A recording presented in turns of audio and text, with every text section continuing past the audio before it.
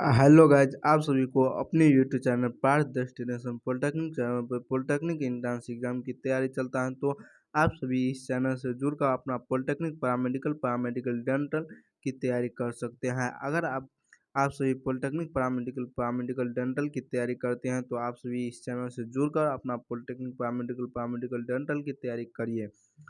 तो आप सभी को पहला क्वेश्चन दिखाई दे रहा होगा। आज महामैराथन क्लास होने वाला है फिजिक्स केमिस्ट्री मैथ तीनों को साथ लेकर। क्या फिजिक्स केमिस्ट्री मैथ तीनों को साथ लेकर महामैराथन क्लास होने वाले हैं? तो आप सभी जुड़कर अपना पॉलिटेक्निक पैरामेडिकल डेंटल की तैयारी करिए। तो आप सभी को क्वेश्चन दिखाई दे रहा होगा, प्रकाश का तरंगदैर्घ्य किस रंग के लिए सबसे कम होता है? प्रकाश की जो तरंगदैर्घ्य है किस रंग के लिए सबसे कम होती है? बैगनी रंग के लिए सबसे कम होती है। यही पूछ लेता है किस रंग के लिए सबसे अधिक होता है। कम की जगह पर अधिक रहता है तो लाल रहता है। क्या?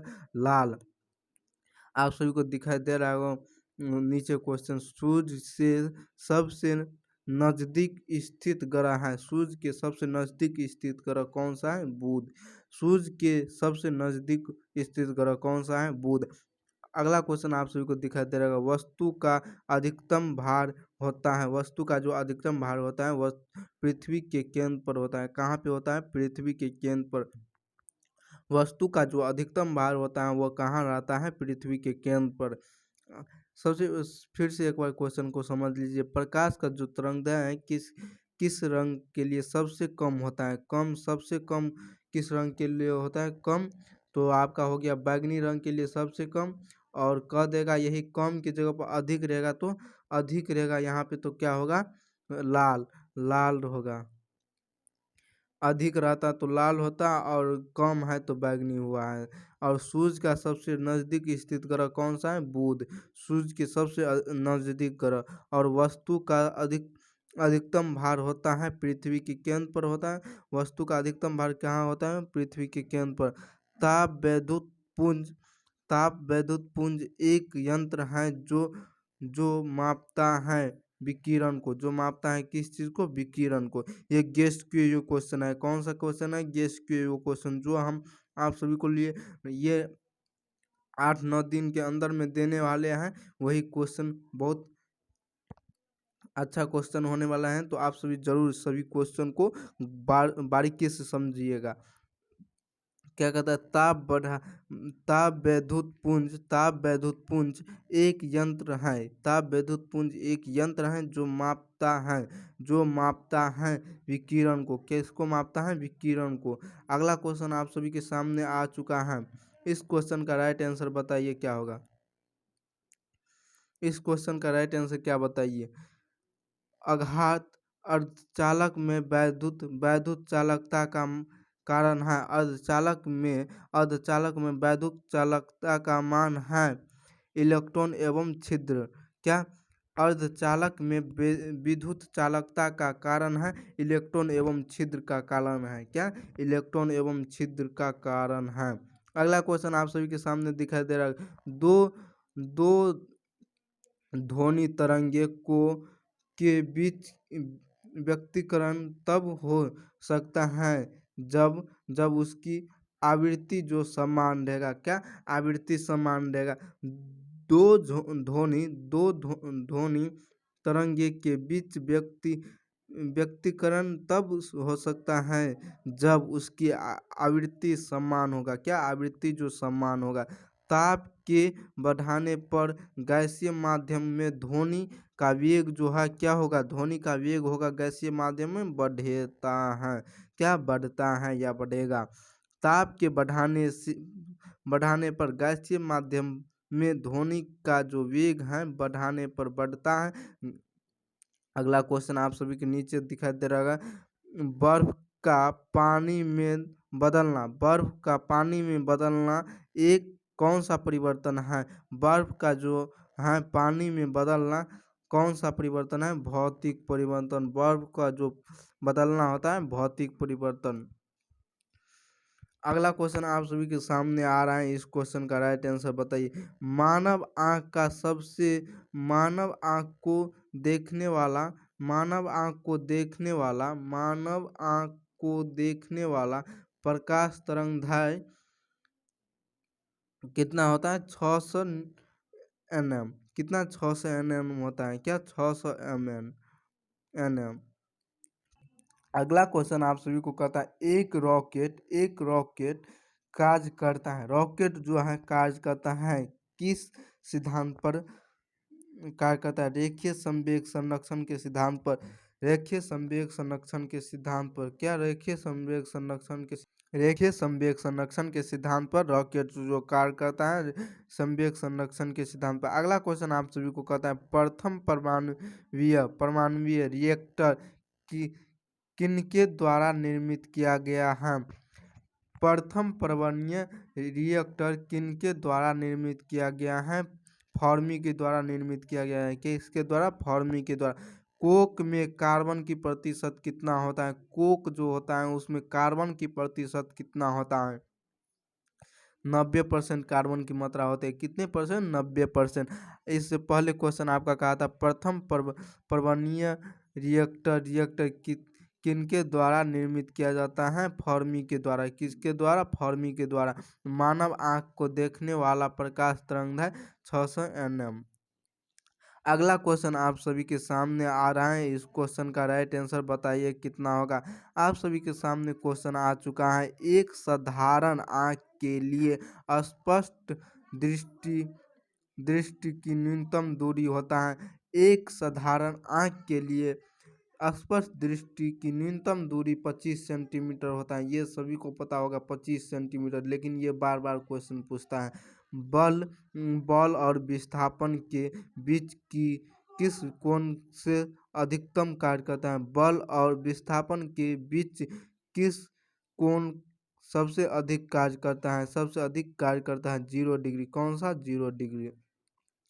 अगला क्वेश्चन आप सभी को कहता है यदि एक का प्रिज्म पानी में यदि एक कांच का प्रिज्म पानी में डुबाया जाता है तब इनकी प्रतिदोपन क्षेत्र होगा क्या होगा? घट जाएगा। क्या होगा? घट जाएगा। घट जाएगा। क्या होगा? घट जाएगा। फिर से ही क्वेश्चन को समझ लेते हैं, अच्छा से दिखाई नहीं देता होगा। आप सभी के सामने आ गया है। इस क्वेश्चन का राइट आंसर बताइए क्या होगा। क्या? यदि एक कांच का जो प्रिज्म पानी में डुबाया जाता है तब इसकी परिक्षेपण क्षेत्र घट जाएगी। क्या होगी? घट जाएगी। घट जाएगी। अनुधाय तरंग किसमें गति नहीं कर सकती है? अनुधाय तरंग निर्वात में गति नहीं करती है। क्या? निर्वात में गति नहीं करती है अनुधाय तरंग। और आप सभी के सामने अगला क्वेश्चन आ रहा है। इस क्वेश्चन को राइट आंसर बताइए क्या होगा। आप सभी के सामने अगला क्वेश्चन आ चुका है। इस क्वेश्चन को राइट आंसर बताइए क्या होगा। क्या कहता है? आइंस्टीन का द्रव्यमान ऊर्जा समीकरण E बराबर mc² होता है। क्या? E बराबर mc²। इस पर आप सभी को क्वेश्चन भी पूछेगा तो डरने का नहीं है।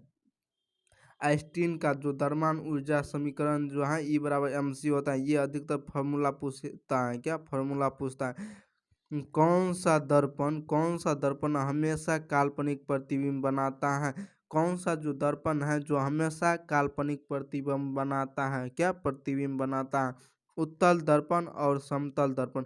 कौन सा? उत्तल दर्पण और समतल दर्पण। अगला क्वेश्चन आप सभी को कहता है दाब का SI मात्रक क्या है? दाब का जो SI मात्रक है वो क्या है? पास्कल है। क्या? पास्कल है। पास्कल। दाब को जो SI मात्रक होता है वो पास्कल होता है या न्यूटन मीटर। क्या? Newton metre. दाब का SI मात्रक पास्कल या न्यूटन पर मीटर। दाब का जो SI मात्रक होता है न्यूटन पर मीटर स्क्वायर होता है। क्या? Newton per metre square. Metre square, second square नहीं, मीटर स्क्वायर। दाब का SI मात्रक न्यूटन पर मीटर स्क्वायर या पास्कल। इसी को कहते हैं एक कूलम आवेश में इलेक्ट्रॉन की संख्या होती है। एक कूलम जो आवेश होते हैं उसमें इलेक्ट्रॉन की संख्या कितनी होती है? 6.25 गुने 10⁻18 इलेक्ट्रॉन होता है। क्या? 6.25 गुने 10⁻18 इलेक्ट्रॉन होता है। 25 गुने 10⁻18 इलेक्ट्रॉन होते हैं। या अगला क्वेश्चन आप सभी के सामने आ चुका है। इस क्वेश्चन का राइट आंसर बताइए क्या कहता है। गाड़ियों में साइड दर्पण के रूप में किस दर्पण का प्रयोग होता है? उत्तल दर्पण का प्रयोग होता है। कौन सा दर्पण? उत्तल दर्पण। कौन सा दर्पण होता है? उत्तल दर्पण। गाड़ियों के साइड मिरर में दर्पण के रूप में किस किस दर्पण का उपयोग होता है? उत्तल दर्पण का। अगला क्वेश्चन आप सभी के सामने है। अगला क्वेश्चन आप सभी के सामने आ चुका है। नोमरिकल है क्या? नोमरिकल ये क्वेश्चन कुछ नोमरिकल भी फिजिक्स में अधिकतर नोमरिकल रहता है, तो इसीलिए पानी एवं शीशों के अपवर्तनांक। क्या पानी और शीशों का अपवर्तनांक वह क्रमशः 4/3 है एवं 3/2। क्या पानी एवं शीशा, पानी पहले है इसके बाद शीशा का अपवर्तनांक 4/3 है एवं 3/2 है, तो शीशे के सापेक्ष पानी का अपवर्तनांक। क्या सापेक्ष पानी? क्या शीशा के सापेक्ष पानी? तो यहाँ शीशा को जी ग्लास से लिखते हैं। कितना दिया है शीशा के सापेक्ष पानी का? तो μW। तो यहाँ पे μg का कितना दिया है? 3/2 और W का कितना दिया है? 4/3। 4/3 ये 3 को ऊपर ले जाएंगे तो 9 बटा कितना हो जाएगा? 8। 9 बटा आपका 8 हो जाएगा। ये कैसा होता है? ये कैसे हो गया μg/μw? ये कैसे हो गया? पहले इसमें दिया है पानी एवं शीशे। क्या पानी एवं शीशे जिसको कहेंगे ना, जिसको कहा है शीशे के सापेक्ष कहा है, शीशे के सापेक्ष पानी, शीशे के सापेक्ष पानी, तो शीशा बटा पानी। क्या शीशा बटा पानी कर देना है। अगला क्वेश्चन, यही शीशा और पानी की जगह पर दूसरा चीज़ रहता है वायु और हवा और वाटर रहता है। तो पहले हवा रहता है तो हवा को देते हैं, इसके बाद पानी को देते बटा में। अगला क्वेश्चन आप सभी के सामने आ चुका है। इस क्वेश्चन का राइट आंसर बताइए क्या होगा। 1 ओम, 2 ओम और 3 ओम के प्रतिरोध को समांतर क्रम में जोड़ने पर प्रभावी प्रतिरोध का मान कितना होगा? 6/11 ओम होगा। कितना? 6/11 ओम। 1 ओम, 2 ओम, 3 ओम के प्रतिरोध को समांतर क्रम में जोड़ने पर प्रभावी प्रतिरोध का मान कितना होगा? 6 ओम होगा। यह आपको समझ में नहीं आया होगा। 6/11 1 2 3 ओम है, तो 6/11 कैसे हो चुका है?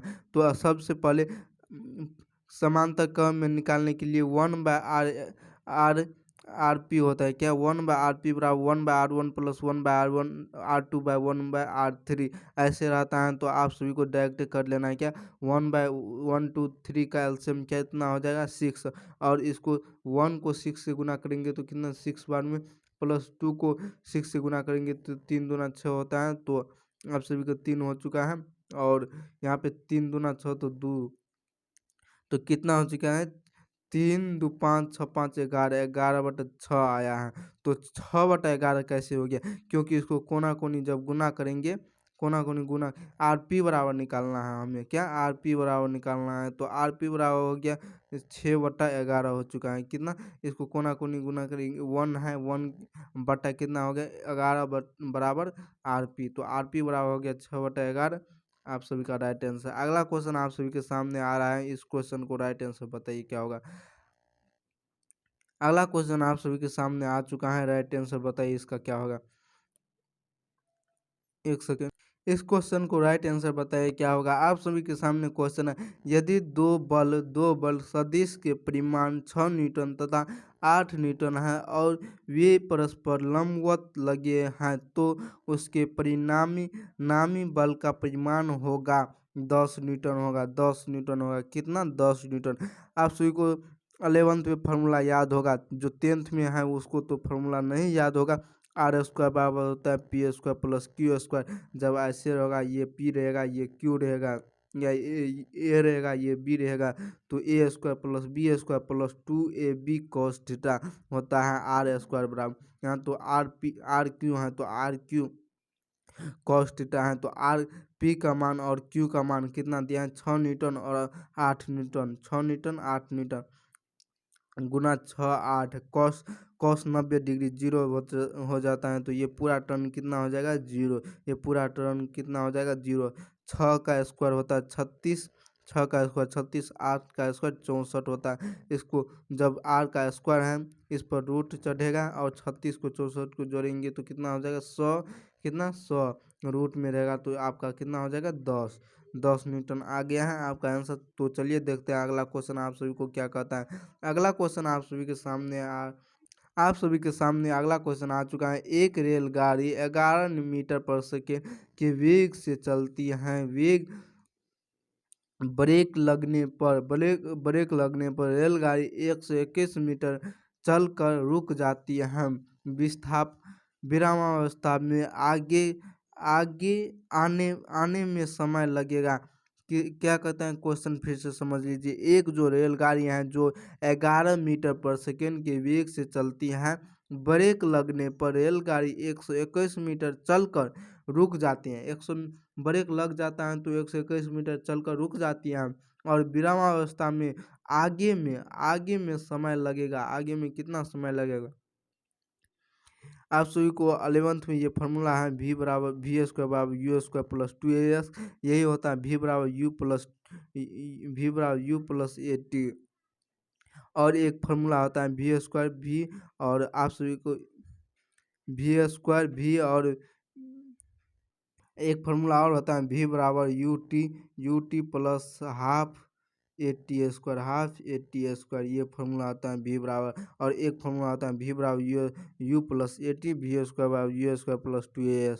तो v² अंतिम वेग कितना है 0 है और प्रारंभिक वेग कितना है 11 मीटर। कितना 11 मीटर पर सेकेंड, तो 11 का स्क्वायर गुना 2 गुना विस्थापन कितना है 121 मीटर। कितना 121 मीटर गुना करने पर कितना आया -1/2 मीटर पर सेकेंड स्क्वायर। क्या -1/2 मीटर पर सेकेंड स्क्वायर। और v बराबर u प्लस at है। तो t निकालना है, क्या मुझे टाइम निकालना है। टाइम दिया हुआ टाइम लगेगा तो टाइम बराबर हो गया v बटा u। एक second v minus u by a. v का मान कितना जी है 0 -11/a। तो कितना हो जाएगा a का मान कितना आया -1/2। तो यहाँ पे 1/2 देंगे तो माइनस में, तो इसको ऊपर ले जाएंगे तो प्लस हो जाएगा। माइनस माइनस क्या कट जाएगा तो ये ऊपर ले जाएंगे तो 11 दूना 22 हो जाएगा आपका सेकेंड। आपका राइट आंसर कितना हो चुका है 22। अगला क्वेश्चन आप सभी के सामने आ रहा है। इस क्वेश्चन को राइट आंसर बताइए क्या होगा। आप सभी के सामने में एक नया क्वेश्चन आ चुका है। एक वस्तु का विराम अवस्था से चलना प्रारंभ करती है उसका त्वरण 5 मीटर पर सेकेंड स्क्वायर है और 50 मीटर पर सेकेंड का वेग प्राप्त होने पर उनके द्वारा चली गई दूरी क्या होगा 250 मीटर। कितना होगा 250 मीटर। v बराबर u² प्लस 2as होता है। तो आप सभी को s दिया है 250 मीटर। क्या 250 मीटर s दिया है आप सभी को 250 मीटर दिया नहीं है आप सभी को, आया है s। कैसे आएगा? v का मान कितना है 50 और u का मान 0। 50 का स्क्वायर बटा s निकालना है। ये कितना है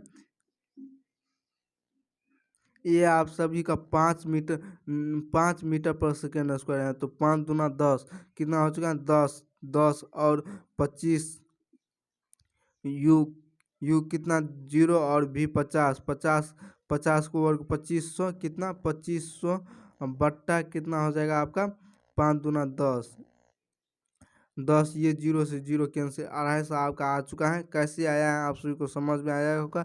v² का मान दिया है 50 और 50 का स्क्वायर करेंगे तो 2500 होगा। और ए एक्सीलरेशन त्वरण 5 मीटर पर सेकेंड स्क्वायर।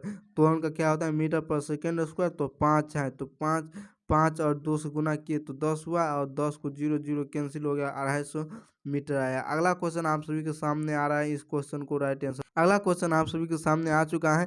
कहता है किसी पिंड पर 100 न्यूटन का बल 0.4 सेकेंड तक लगाया जाता है बल का आवेग होगा 40 न्यूटन सेकेंड, कितना 40 न्यूटन पर सेकेंड। कहता है किसी पिन का जो 100 न्यूटन का बल 0.4 सेकेंड तक लगाया जाता है तो बल का आवेग क्या होगा, 40 न्यूटन सेकेंड।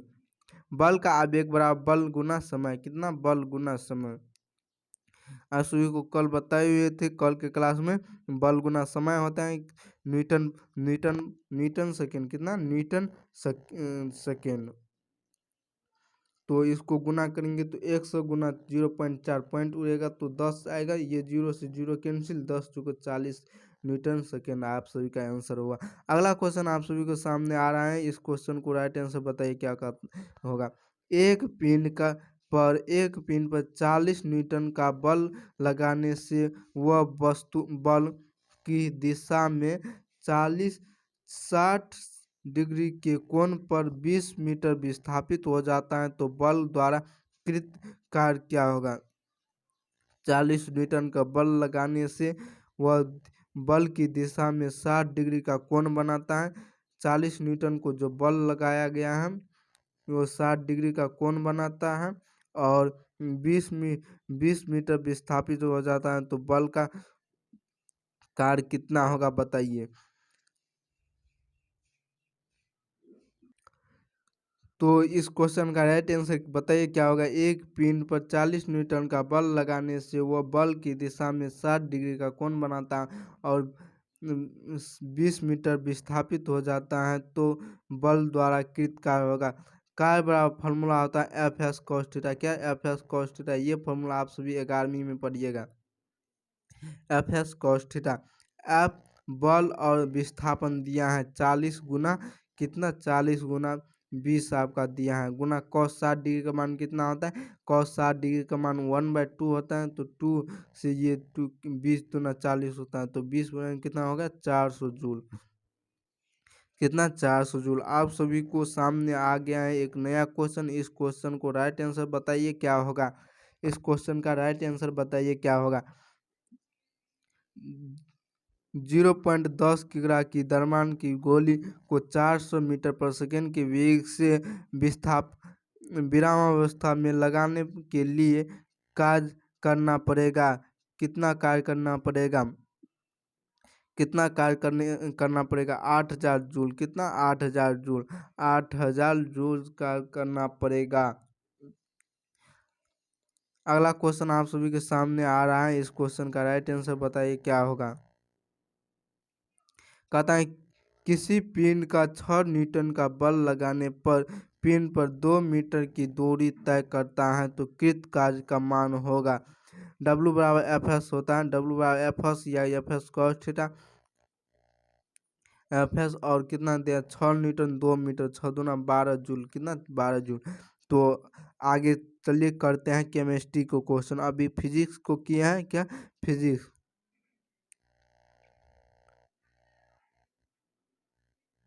फिजिक्स का क्वेश्चन किया है तो चलिए अगला क्वेश्चन करते हैं केमिस्ट्री का। क्या केमिस्ट्री का अगला क्वेश्चन आप सभी केमिस्ट्री को करते हैं तो चलिए देखते हैं केमिस्ट्री में कैसा क्वेश्चन पूछता है और आप सभी को गेस किए हुए क्वेश्चन दिखाते हैं। आप सभी के सामने केमिस्ट्री का क्वेश्चन आ चुका है। क्या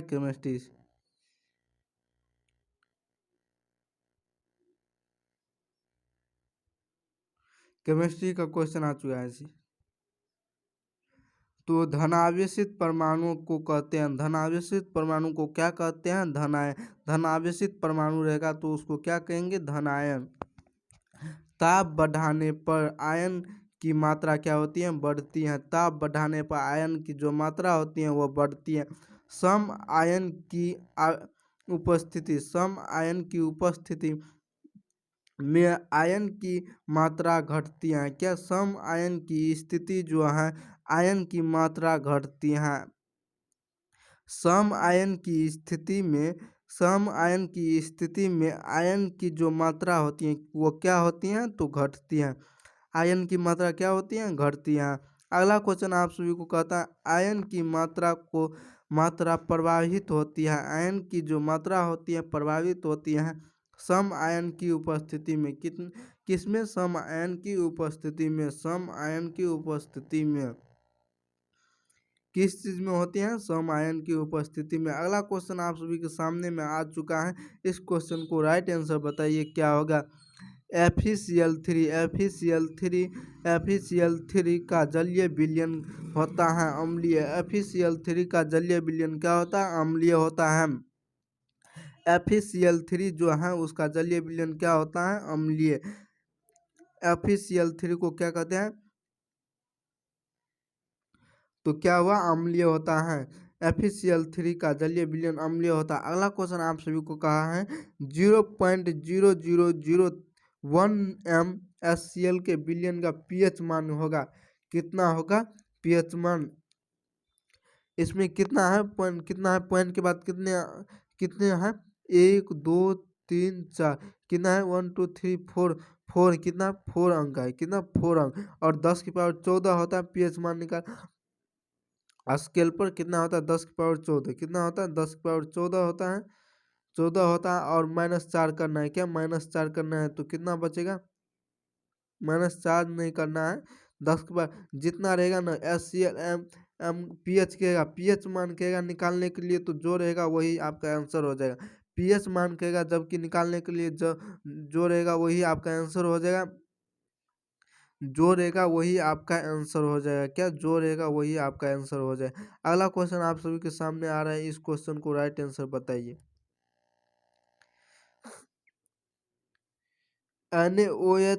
NaOH एक परवल क्षार क्योंकि NaOH जो है एक परवल क्षार है। क्या परवल क्षार है? क्यों है? यह एक विद्युत बहुत आयनीकृत होती है। NaOH जो है एक परवल क्षार है। क्यों है क्षार? तो वह बहुत आयनीकृत होती है। क्या? बहुत आयनीकृत होता है। अगला क्वेश्चन आप सभी के सामने दिखाई दे रहा होगा। NH2 क्या? NH2 के पावर माइनस लगा है। क्या? माइनस लगा है का संयोजी संयोगमी अम्ल है। संयोगमी अम्ल क्या है? NH3 है। क्या? NH3 है।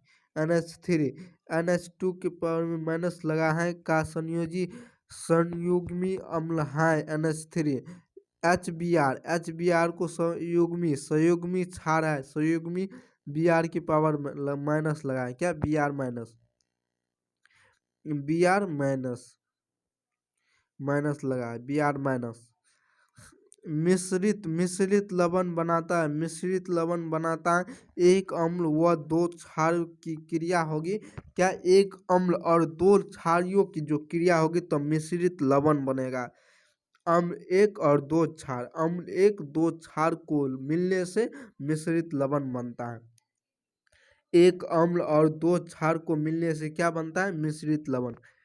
अगला क्वेश्चन आप सभी के सामने आ रहा है। इस क्वेश्चन को राइट आंसर बताइए क्या होगा? Na3PO4 लवण है। Na3PO4 एक लवण है, सामान्य लवण है। क्या? सामान्य लवण है। NH3PO4 जो है कौन सा लवण है? सामान्य लवण। अगला क्वेश्चन आप सभी को कहता है HCl के 10⁻⁸ मोलर विलयन का पीएच होगा। पीएच मान जो होगा क्या होगा? HCl के पावर 10 HCl के 10⁻⁸ मोलर विलयन का पीएच मान 6 अथवा तथा 7 के मध्य होगा। क्या होगा? 6 तथा 7 के मध्य। आप सभी को ऐसा क्वेश्चन पूछेगा तो डरने का नहीं रहेगा। 6 तथा 7 के मध्य क्या लिखना है? 6 तथा 7 के मध्य। अगला क्वेश्चन आपसे कहता है मोल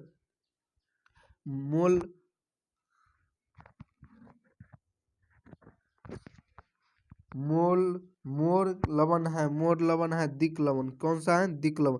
मोर लवण जो है क्या है? दिक लवण। मोर जो लवण है वो कौन सा लवण है? दिक लवण। फिनोल्फ्थालीन क्या? फिनोल्फ्थालीन गुलाबी रंग देता है। फिनोल्फ्थालीन जो है वो कौन सा रंग देता है? गुलाबी रंग। किसके कारण? क्षार के साथ। किसके साथ? तो क्षारी के साथ। फिनोल्फ्थालीन रंग जो गुलाबी रंग देता है किसके साथ? तो क्षारी के साथ।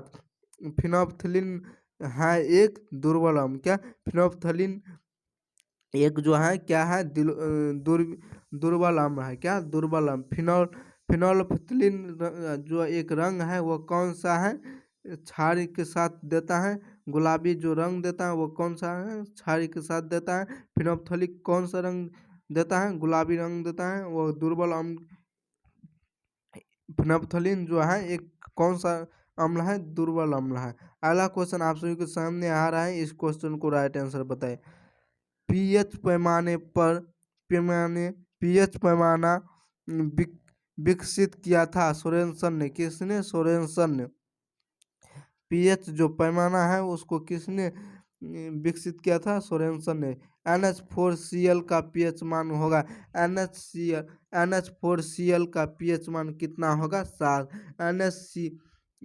NH4Cl का मान जो है पीएच मान कितना होगा, 7 से कम। 7 हो जाता है आपका उदासीन, 7 से ऊपर आपका क्षारीय, 7 से ऊपर क्षारीय और 7 से नीचे अम्लीय।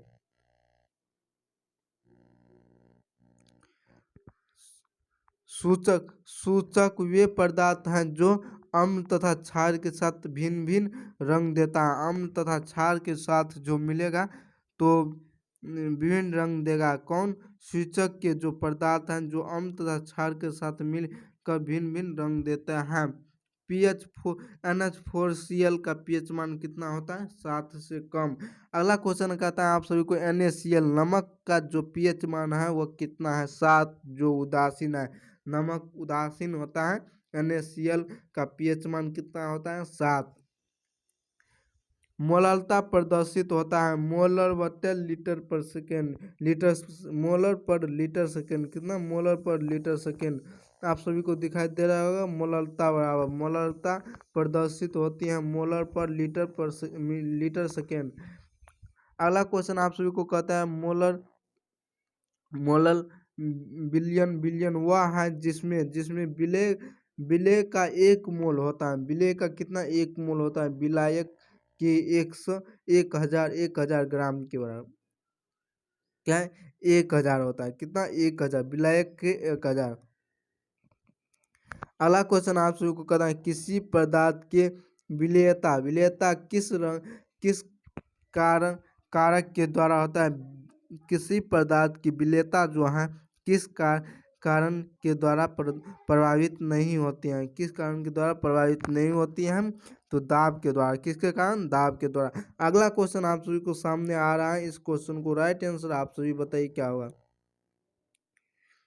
कहता है 2m, कितना, 2m सल्फ्यूरिक अम्ल नॉर्मलता होगा कितना, 4n, कितना, 4n।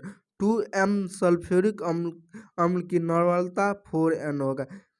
पानी की 180 ग्राम में मोलों की संख्या होगी। पानी में 180 ग्राम की मोलों की संख्या कितना होगी, 10।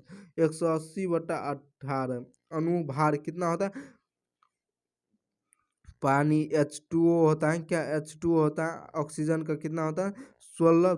परमाणु द्रव्यमान कितना होता है, 16, और हाइड्रोजन का कितना है, 2। तो दोनों को जोड़ने पे कितना आया, 18, और 118 ग्राम का होता है। 118/18 यानी 10 आपका राइट आंसर।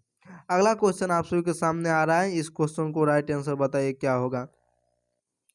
अगला क्वेश्चन आप सभी के सामने आ चुका है, इस क्वेश्चन को राइट आंसर बताइए क्या होगा। विलयन का जो गुण ताप पर निर्भर नहीं करता है वह है मोलरता, क्या, मोलरता।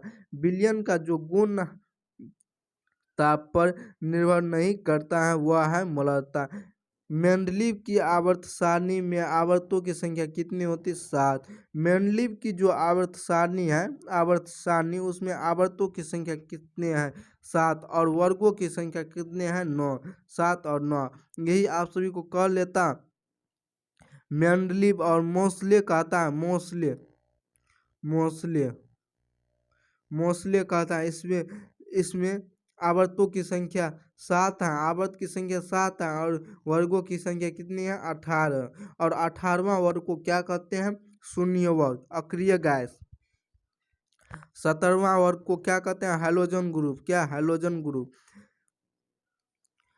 अगला क्वेश्चन आप सभी को सामने दिखाई दे रहा है, हैलोजन हैलोजन को आवर्त सारणी को किस समूह में रखा गया? हैलोजन है, हैलोजन के आवर्त सारणी के किस समूह में रखा गया है? रखा गया है सातवां। कितना? सातवां। ये सातवां कैसे हो चुका है? क्योंकि 2 ब्लॉक एस ब्लॉक में है और 6 ब्लॉक पी ब्लॉक में है। 6 ब्लॉक कितना? 2 4 2 6 ब्लॉक पी ब्लॉक में। पी एस पी डी बीच में है, डी आपका बीच में है, ये एस हो गया, ये पी हो गया और पी आपका अंतिम कितना हो गया? 18वां वर्ग। 18वां वर्ग या 8वां को क्या कहते हैं? 8वां, 7वां, क्या 7वां दिया है आपका हैलोजन ग्रुप। ये आपका हैलोजन ग्रुप हुआ है जिसमें फ्लोरीन, क्लोरीन, ब्रोमीन, आयोडीन होता है। अगला क्वेश्चन आप सभी को कहता है अष्टक नियम का प्रतिपादन की करने वाले वैज्ञानिक कौन था?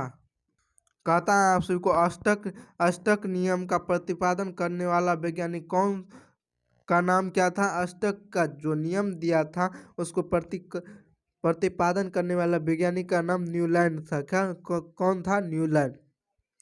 अगला क्वेश्चन आप सभी के सामने दिखा दे रहा है आधुनिक आधुनिक दीर्घाकार आवर्त सारणी में समूहों की संख्या कितनी होती है? 18। 18 होती है समूहों की संख्या। जो मोस्ले ने दिया था। किसने दिया था? मोस्ले ने, जो अभी चल रहा है आधुनिक में। किसी आवर्त सारणी में बाएं से दाएं जाने पर, क्या बाएं से दाएं जाने पर बाएं से दाएं बढ़ने पर, बाएं से जो दाएं चलेंगे तो तत्वों की क्या होगी? तत्वों में क्या परिवर्तन होगी? तत्वों की ऑक्साइडों की क्षारीय प्रकृति को जो होता है वो घटती जाती है। क्या क्षारीय जो प्रकृति होती है वो घटती जाती है। किसी आवर्त सारणी में बाएं से दाएं जाने पर दाएं जाने पर तत्वों की ऑक्साइडों की क्षारीय प्रकृति होती है वो क्या होती है? घटती है। अगला क्वेश्चन आप सभी के सामने आ रहा है। इस क्वेश्चन को राइट आंसर बताना है आप सभी को। क्या कहता है? परमाणु क्रमांक 17वें तत्व का आवर्त सारणी में स्थान है। 17वें तत्व का स्थान कहाँ पे है? क्लोरीन 17 होता है। क्लोरीन आपका परमाणु क्रमांक 17 और इसका कितना होता है? 35 या 35.5 या 37 आप सभी को दिया रहेगा द्रव्यमान संख्या। तो कहेगा न्यूट्रॉन की संख्या, प्रोटॉन की संख्या निकालने के लिए तो कैसे निकालेंगे? तो ये इस पर वीडियो बना चुके हैं। अगर आप सभी नहीं देखे हैं प्रोटॉन संख्या, इलेक्ट्रॉन संख्या, न्यूट्रॉन संख्या कैसे निकालेंगे, समस्थानिक में कितने होते हैं, ये सब पर वीडियो बना चुके हैं। अगर आप सभी नहीं देखे हैं तो जाकर देख लीजिएगा रिकॉर्डेड वीडियो। आप सभी को लाइव देते हैं तो आप सभी लाइव में जुड़िएगा। क्या कहता है? 17 क्लोरीन जो 17 है ये किस वर्ग में है? किस वर्ग और किस आवर्त में है? तीसरे आवर्त और 7वां वर्ग। कितना? 7वां वर्ग। तो क्या होगा? 7वां वर्ग और तीसरा आवर्त। कितना? तीसरा आवर्त। सबसे हल्की धातु कौन सी है? लिथियम जो है सबसे हल्की धातु है। लिथियम जो है आपकी सबसे हल्की धातु होती है लिथियम। सबसे कम विद्युत ऋण ऋण है। सबसे कम विद्युत ऋणात्मक कौन सा है? सोडियम। सबसे कम विद्युत ऋणी है सोडियम। आवर्त वर्गीकरण में तत्वों की व्यक्तिकरण क्या जाता है? वो वर्गीकरण में तत्वों की जो व्यवस्थित किया जाता है उनके परमाणु क्रमांक के अनुसार। क्या? उनके परमाणु क्रमांक के अनुसार आवर्त सारणी जो है अभी के जो परमाणु क्रमांक के अनुसार सजाया जाता है। कार्बन का जो परमाणु है, कार्बन का परमाणु क्रमांक 6 होते हैं और आवर्त आवर्त सारणी में इनका समूह है। आवर्त सारणी होते हैं वह चौथा में ये है कार्बन 6। अगला क्वेश्चन आप सभी को सामने दिखाई दे रहा है आधुनिक आवर्त सारणी में तत्वों की संख्या को रखा गया है परमाणु क्रमांक। क्या? परमाणु क्रमांक के वृद्धि क्रम में। क्या? परमाणु क्रमांक के वृद्धि क्रम में। आधुनिक आवर्त सारणी में तत्वों को रखा गया है परमाणु क्रमांक के वृद्धि क्रम में। अगला क्वेश्चन आप सभी को सामने आ रहा है, इस क्वेश्चन को राइट आंसर बताइए क्या होगा। आवर्त में बाएं से दाएं जाने पर तत्वों की जो धन विद्युत गुण जो है घटता है, क्या होती है, घटता है। आवर्त में बाएं से दाएं की और बढ़ने पर क्या होते हैं, धन विद्युत गुण धन की तत्वों की धन विद्युत गुण जो घटता है। शून्य समूह पर प्रवाह प्रस्तावित किया गया था रैमसे ने, क्या कि कौन ने शून्य समूह का, रैमसे ने, क्या रैमसे ने। अगला क्वेश्चन आप सभी को कहते हैं कॉपर का जो मुख्य अयस्क होता है वह क्या होता है। कॉपर का जो मुख्य अयस्क है वह कौन सा होता है। कॉपर पायराइट होता है। कौन सा होता है, कॉपर पायराइट होता है। कौन सा होता है, कॉपर पायराइट। कॉपर का मुख्य अयस्क कौन सा होता है, कॉपर पायराइट। अगला क्वेश्चन आप सभी को कहता है झाग प्लवन विधि। झाग प्लवन विधि है जो किस प्रकार की अयस्कों का सांद्रण किया जाता है। झाग प्लवन विधि है जो किस प्रकार की अयस्कों का सांद्रण किया जाता है। सल्फाइड अयस्क का सांद्रण किया जाता है। कि कौन सा अयस्क का सांद्रण किया जाता है, सल्फाइड अयस्क का। अगला क्वेश्चन आप सभी को कहता है कृत्रिम गोल्ड होता है एल्युमिनियम ब्रांज का। कृत्रिम गोल्ड जो है किसका होता है, एल्युमिनियम ब्रांज का। कृत्रिम गोल्ड किसका होता है, एल्युमिनियम ब्रांज का। अगला क्वेश्चन आप सभी को कहता है प्राकृतिक में मुक्त अवस्था में पाई जाने वाली धातु है रंजत। कौन सा, रंजत। प्राकृतिक में मुक्त अवस्था में पाई जाने वाली धातु कौन सा है, रंजत। प्राकृतिक में मुक्त अवस्था में पाई जाने वाली धातु का कौन सा नाम है, रंजत। जो धातु ठोस अवस्था में नहीं पाई जाती है वह कौन सा है, पारा। जो धातु ठोस अवस्था में पाई जाती है वह है पारा। ठोस अवस्था में नहीं पाई जाती है वह है पारा। धातुओं के ऑक्साइड प्राय होते हैं क्षारीय। धातु के जो ऑक्साइड होते हैं, यह बार बार क्वेश्चन पूछता है, इसे आप सभी याद करिए। क्या धातु के ऑक्साइड प्राय क्षारीय होता है। धातु के ऑक्साइड क्या होते हैं, क्षारीय। एंटीमनी जो है, एंटीमनी उपधातु का है। क्या है, एंटीमनी आपका उपधातु है। एंटीमनी आपका उपधातु है। अगला क्वेश्चन आप सभी के सामने आ रहा है, इस क्वेश्चन को राइट आंसर बताइए क्या होगा। एल्युमिनियम व आयन अपनी प्राकृतिक अवस्था में नहीं पाई जाती हैं क्योंकि बहुत ही क्रियाशील होते हैं। एल्युमिनियम आयन अपनी प्राकृतिक अवस्था में नहीं पाए जाते हैं क्योंकि बहुत ही क्रियाशील होते हैं। कोरंडम का सूत्र होता है Al2O3। क्या, Al2O3। कोरंडम का सूत्र क्या होता है, Al2O3। ये फार्मूला बार बार पूछता है तो आप सब याद रखिए। क्या कहता है, कोरंडम का सूत्र क्या होता है, Al2O3। अगला क्वेश्चन कहता है धातु में चमक होती है। धातु में कौन सा चमक होता है, मुक्त इलेक्ट्रॉन के कारण। धातु में चमक होती है मुक्त इलेक्ट्रॉन के कारण। धातु में जो चमक होती है मुक्त इलेक्ट्रॉन के कारण। अगला क्वेश्चन आप सभी को सामने आ रहा है, इस क्वेश्चन को राइट आंसर बताइए क्या होगा। पीतल कांसा जर्मन सिल्वर में उपस्थित धातु है कॉपर। क्या, कॉपर। पीतल कांसा जर्मन सिल्वर में उपस्थित धातु है कॉपर। कॉपर का पूछ लेगा अयस्क कौन कौन सा होता है, पीतल कांसा जर्मन सिल्वर। क्या, पीतल कांसा जर्मन सिल्वर। अगला क्वेश्चन आप सभी के सामने आ रहा है, इस क्वेश्चन को राइट आंसर बताइए क्या होगा। अगला क्वेश्चन आप सभी को कहता है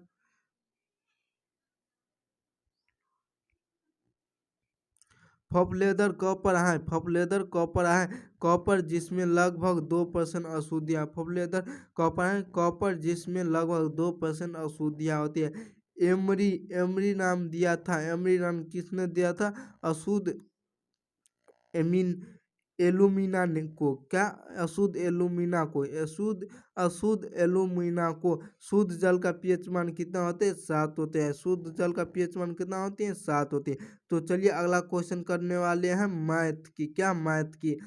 ये क्वेश्चन या फफोलेदा लेदार कॉपर जो है कॉपर कॉपर जिसमें लगभग 2% अशुद्धियाँ होती हैं, कॉपर जिसमें लगभग 2% अशुद्धियाँ होती हैं। एमरी नाम दिया था अशुद्ध एलुमिना ने, क्या अशुद्ध एलुमिना ने। अशुद्ध जल का पीएच मान कितना होते हैं 7।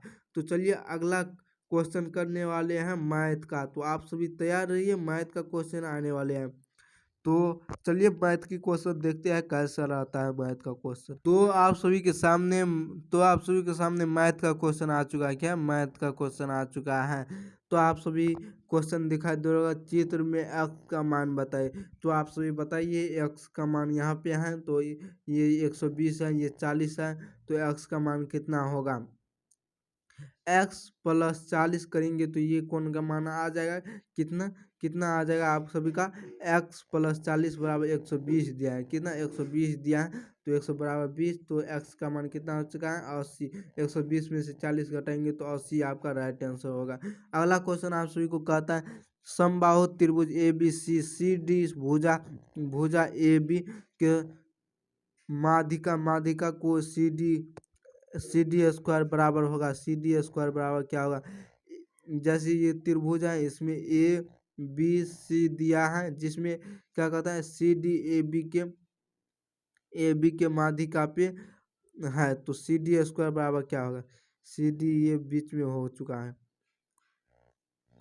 तो ये स्क्वायर बराबर होता है 3/4 ए बी का स्क्वायर। क्या? ए बी का स्क्वायर माध्यिका का है।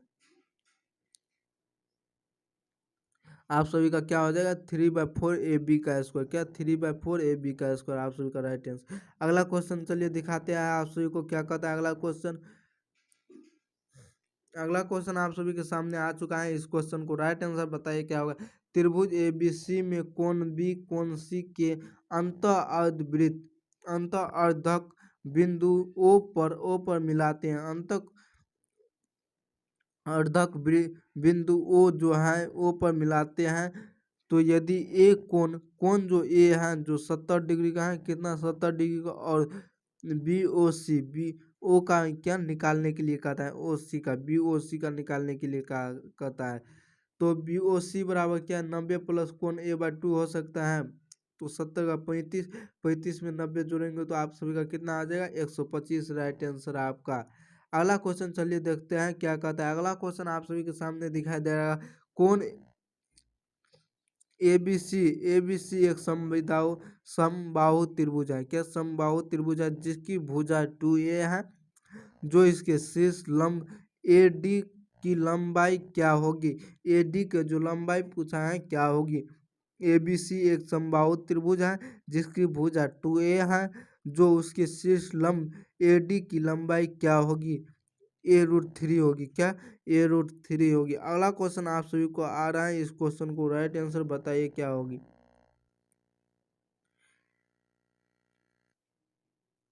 अगला क्वेश्चन आप सभी को सामने दिखाई दे रहा होगा एक समकोण समद्विबाहु त्रिभुज की भुजा 8 सेंटीमीटर क्या 8 सेंटीमीटर है, तथा भुजा कर्ण प्रक्षेप होगा। कर्ण प्रक्षेप बराबर क्या होता है? कर्ण/2 होता है प्रक्षेप बराबर। तो 8√2 तो 8 का आधा 4√2 हो जाएगा। क्या? 4√2। अगला क्वेश्चन आप सभी के सामने आ रहा है, इस क्वेश्चन को राइट आंसर बताइए क्या होगा? एक समांतर चतुर्भुज की संलग्न भुजाएं 16-18 लंबी हैं, 16 तथा 18 सेंटीमीटर, 16 सेंटीमीटर 18 सेंटीमीटर। एक बीकन 26 सेंटीमीटर, तो दूसरे बीकन की लंबाई होगी, दूसरे बीकन जो है उसकी लंबाई क्या होगी? 26 मीटर ही होगी। कितना मीटर? 26 मीटर ही होगी। अगला क्वेश्चन आप सभी के सामने आ रहा है, इस क्वेश्चन को राइट आंसर बताइए क्या होगा? अगला क्वेश्चन आप सभी के सामने आ चुका है। यदि समांतर चतुर्भुज ए बी सी डी के विकर्ण ई पर काटते हैं, तो कौन त्रिभुज बी सी ई का क्षेत्रफल समांतर चतुर्भुज का क्षेत्रफल होगा 1/4 गुना। कितना गुना? 1/4 गुना। 1/4 गुना होगा। अगला क्वेश्चन आप सभी को कहता है दो समरूप त्रिभुज का क्षेत्रफल क्रमशः 9 मीटर स्क्वायर तथा 36 मीटर स्क्वायर है। यदि एक त्रिभुज की ऊंचाई जो है ऊंचाई जो 2.4 मीटर हो तो दूसरे त्रिभुज की ऊंचाई ज्ञात करें। दूसरे त्रिभुज की ऊंचाई ज्ञात करें 4.8 मीटर। कितना? 4.8 मीटर। अगला क्वेश्चन आप सभी के सामने आ रहा है, इस क्वेश्चन को राइट आंसर बताइए क्या होगा। अगला क्वेश्चन आप सभी को सामने दिखाई दे रहा है, दो समरूप त्रिभुज के क्षेत्रफल 144 वर्ग सेंटीमीटर और 81 वर्ग सेंटीमीटर। यदि बड़े त्रिभुज की सबसे बड़ी भुजा 36 सेंटीमीटर है तो छोटे त्रिभुज की सबसे बड़ी भुजा सेंटीमीटर में होगी। कितना सेंटीमीटर में होगी? 27। कितना? 27। 144/81, 81, 36/81, 36² तो एक्स का निकालना है तो 27 आया है। कितना? 27। √729 का 27 होता है। आप सभी का आंसर दिखाई दे रहा हो 27। अगला क्वेश्चन आप सभी को सामने दिखाई दे रहा होगा, दो दो समरूप त्रिभुज की ऊंचाई जो है क्रमशः 2-3 है, 2-3 सेंटीमीटर। उनके क्षेत्रफल का अनुपात कितना होगा? दो समरूप त्रिभुज है, उसकी ऊंचाई दिया है 2 और 3 सेंटीमीटर, उसके क्षेत्रफल का अनुपात 4:9 हो जाएगा। कि क्षेत्रफल पूछेगा, स्क्वायर देंगे, स्क्वायर 4:9। अगला क्वेश्चन आप सभी को कहता है, संलग्न चित्र में त्रिभुज ए बी ओ और समरूप डी ओ सी यदि ए बी बराबर 3 सेंटीमीटर, सी डी बराबर 2 सेंटीमीटर, ओ सी बराबर 3.8 सेंटीमीटर, तो ओ डी बराबर 3.2 सेंटीमीटर, तो ओ ए प्लस ओ बी का मान निकाले। ओ ओ ओ ए प्लस ओ बी का मान कितना हो जाएगा? 10.5 मीटर। कितना? 10.5 मीटर। अगला क्वेश्चन आप सभी के सामने आ रहा है, इस क्वेश्चन को राइट आंसर बताइए क्या होगा। अगला क्वेश्चन आप सभी को कहता है, 12 भुजाओं वाले समबाहु त्रिभुज के प्रत्येक अंतःकोणों का मान होगा। अंतःकोण बराबर फॉर्मूला आता है 2n-4 गुना 90 बाय, प्रत्येक अंतःकोण का फॉर्मूला आता है 2n-4 गुणित 90/n, या n-2 गुना 180 गुना 180 बट्टा n, 180/n। तो कितना? 12 दिया है, 12 में से 2 गया, आपका कितना हो गया? 10 गुना 180 अब बट्टे कितना? n का मान कितना है? 12। 6×2 = 12, 6×3 = 18, यानी 30 ऊपर में हो चुका है। 5×2 = 10 आपका, तो 30×5 3×5 15, 150 आपका राइट आंसर हो चुका है। कितना? 150। अगला क्वेश्चन आप सभी के सामने अंतःकोण पूछ लेता, अंतःकोण पूछ लेता इसी में अंतःकोण, अंतःकोण तो n-2 इंटू 180 होता है अंतःकोण। अंतःकोण का मान कितना होता है? n-2 into 180। यही प्रत्येक अंतःकोण पूछ लेता है तो क्या हो जाता है? प्रत्येक अंतःकोण का मान n-2 इंटू 180 डिग्री, 180 डिग्री बट्टा कितना? n, या 2n-4 गुना 90/n, 2n-4 गुना 90/n, या 2n-4 गुना 90। अंतःकोण का ये होता है, प्रत्येक अंतःकोण का ये होता है, और अंतःकोण का मान ये होता है। प्रत्येक अंतःकोण ये और अंतःकोण ये। अगला क्वेश्चन आप सभी के सामने दिखाई दे रहा होगा, इस क्वेश्चन को राइट आंसर बताइए क्या होगा।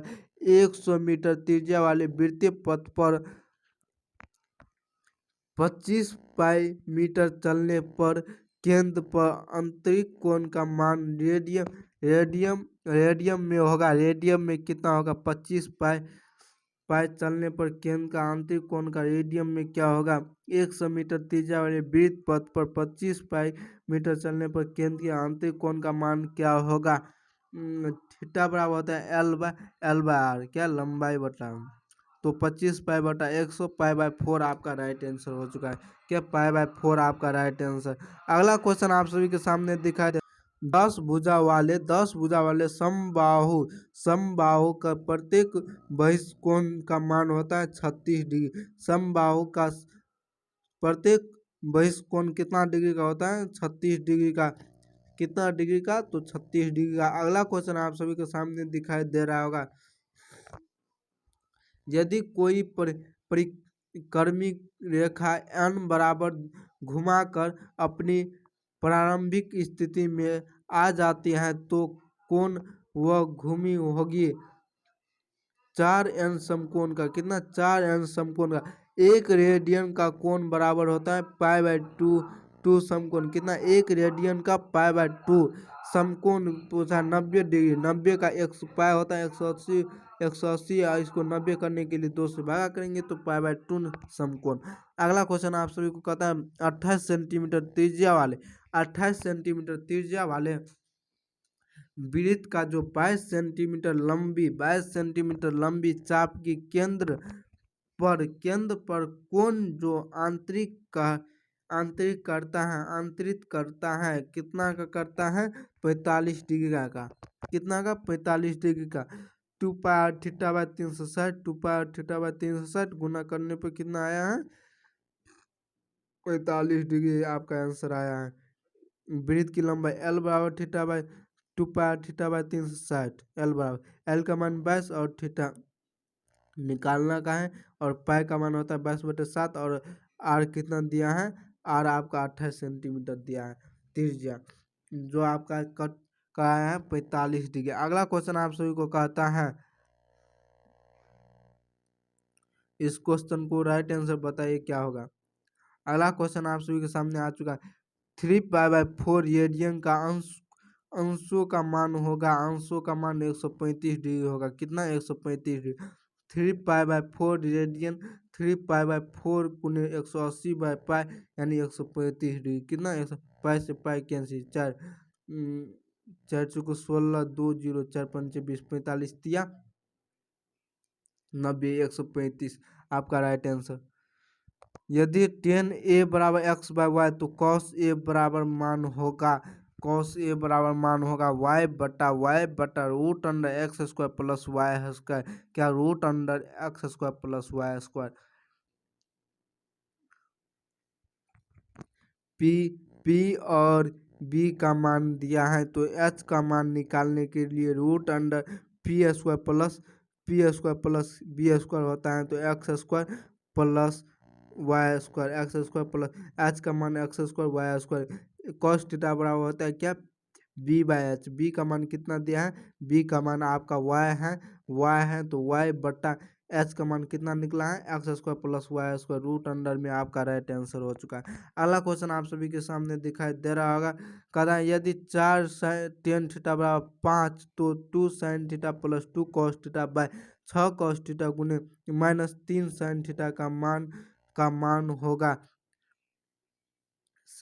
टेन थीटा को 4 को इस साइड भेजेंगे तो कितना हो जाएगा? 5/4 और 10 को sin theta by cos theta लिख सकते हैं। sin theta by cos theta तो आपका sin थीटा आपका हो गया 5 और cos थीटा आपका हो चुका है 4। तो ये ही मान आप सभी को यहाँ पे रखना है। जैसे sin थीटा की जगह पर 5 रखेंगे 2 गुना 5 प्लस 2 गुना 4 तो इसको गुना 5 दूना 10 प्लस 4 दूना 8 10 8 18 बट्टा 6 cos 6 चौको 24 24 minus sin 3 sin theta sin का 15 15 15 5 20 4 9 यानी 9 दूना 18 आपका 2 आंसर हो गया राइट आंसर। अगला क्वेश्चन आप सभी के सामने आ रहा है। इस क्वेश्चन को राइट आंसर बताइए क्या होगा। अगला क्वेश्चन आप सभी के सामने दिखाई दे रहा होगा cos a minus sin a बराबर 2 sin a तो cos a plus sin a का मान क्या होगा? cos a plus sin a का जब आप सभी को cos a minus sin a 2 sin theta रहेगा √2 sin थीटा रहेगा तो प्लस में √2 cos थीटा हो जाएगा। क्या? √2 cos थीटा हो जाएगा। √2 क्या? cos थीटा हो जाएगा। यही प्लस में 2 cos थीटा रहता है प्लस में 2 sin theta into cos theta √2 sin theta रहता है तो 2 cos थीटा हो जाता है। प्लस में रहता है तो तब पर भी चेंज होता है। क्या? √2 cos sin थीटा। आप सभी का राइट आंसर क्या हो गया? √2 cos थीटा। अगला क्वेश्चन आप सभी के सामने आ रहा है। इस क्वेश्चन को राइट आंसर बताइए क्या होगा। यदि cot theta plus cosec theta बराबर 5, तो कॉस थीटा का मान क्या होगा? 5 है, 5 है। Cot theta plus plus cosec theta बराबर 5 है, तो कॉस थीटा का मान निकालने के लिए कहता है समकोण त्रिभुज बराबर आप सभी का एक कोण 5 है तो दूसरा कोण 12 होगा। तीसरा कर्ण जो है कर्ण कर्ण जो होता है वह दोनों को योग के बराबर होता है। दोनों